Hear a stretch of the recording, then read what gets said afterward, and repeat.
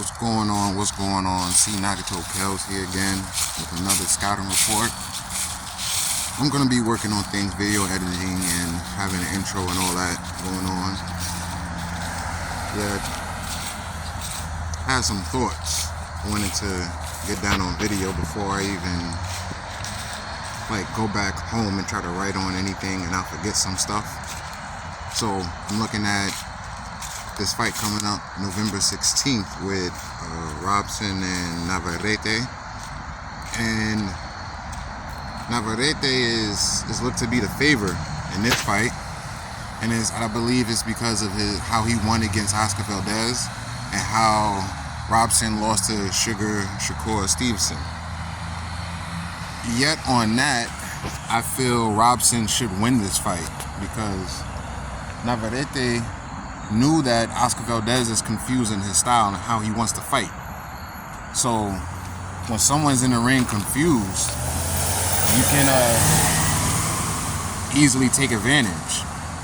And well, not always easily, yet you can take advantage of a person. So that's how Oscar Valdez lost that fight, really. If he was more fluid in knowing how to blend the two styles that he knows, Navarrete wouldn't win that fight. He knows the punches to throw, Navarrete that is.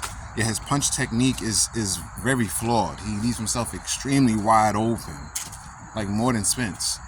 And Robson can take advantage of that. Yet, however, though, Robson does himself have a habit of leaving himself wide open, throwing punches he shouldn't be throwing, just going for the gusto sometimes when he shouldn't be. He should just be boxing and moving, jabbing, and he gets caught with things he shouldn't get caught with, which also allows Navarrete to score and possibly get a knockout. So I feel like Robson will win this, and yet again, this is boxing. Anything can happen. Navarrete has a chance to win because he's going to throw punches. He's there to fight. He's going to throw, so there's no doubt about it. Look at his record. Robson doesn't have as much experience, yet however though, he's the better technical fighter. Just because you're the better technical fighter doesn't mean you'll necessarily win. Yet this is a weird case because Robson does have certain bad habits that Navarrete can take advantage of, and vice versa. Yet it's more so on Robson's side that he could take advantage more so of Navarrete. Something to think about.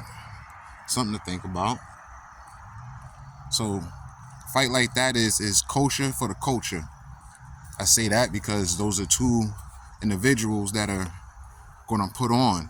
They're gonna put on the show. They're gonna definitely go for the win. They're gonna go for what we boxers like to say, not leave it in the judge's hands.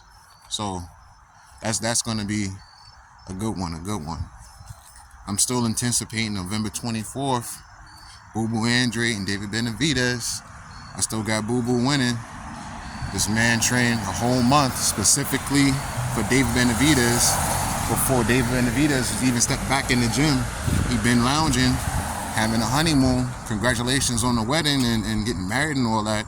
Yet you're a contender, you're not a champion. You can't put things on hold. When you're a contender and you're a high-ranked contender, there's a big possibility you have a mandatory for a title shot. So hopefully that month layoff won't play a factor against Boo Boo. Yet Boo Boo is a high-level fighter. So him training a whole month and this dude hasn't been training, that's at least 20 to 40 sessions of him specifically training for David Benavidez while David Benavidez got 0. He's just now starting training. So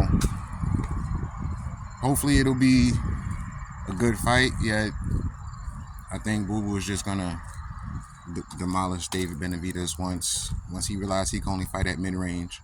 His jab is not that good. Only jabs once. He jabs from a square stance. Not that it's bad. You can do that against other fighters, especially when other fighters don't fully know their range either. and their long range is your mid range. So you're a mid range fighter. So you don't have to actually try to search or find someone with a jab, even if they're moving around. All it's going to take is just one crappy jab to get to your mid range. That's all it would take.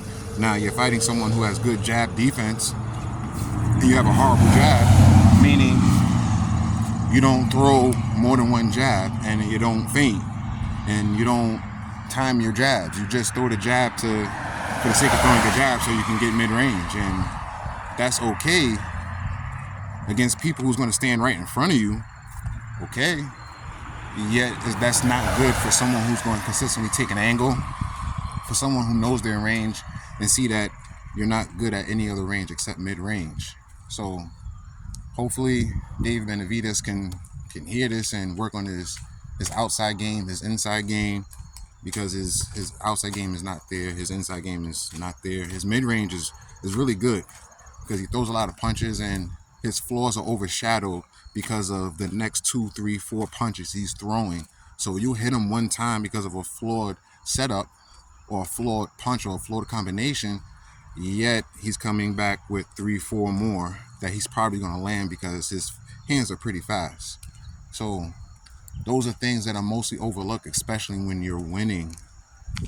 So sometimes fighters, they get away with certain things and they don't realize it. Like when he fought Caleb Plant, he got away with a lot of things. Caleb Plant didn't take angles. He just stood right in front of him and countered. And then David Benavidez, he's right there. He's throwing a lot of punches. And since Caleb Plant sometimes gets square too himself, stays in the pocket too long in a way he shouldn't be, he gets caught with a body shot. Sorry about that angle. I'm trying to cross the street and not get hit by a car.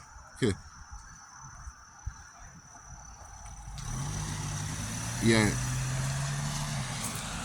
You gotta stop to look at all that. As a fighter, as a trainer, as a fan.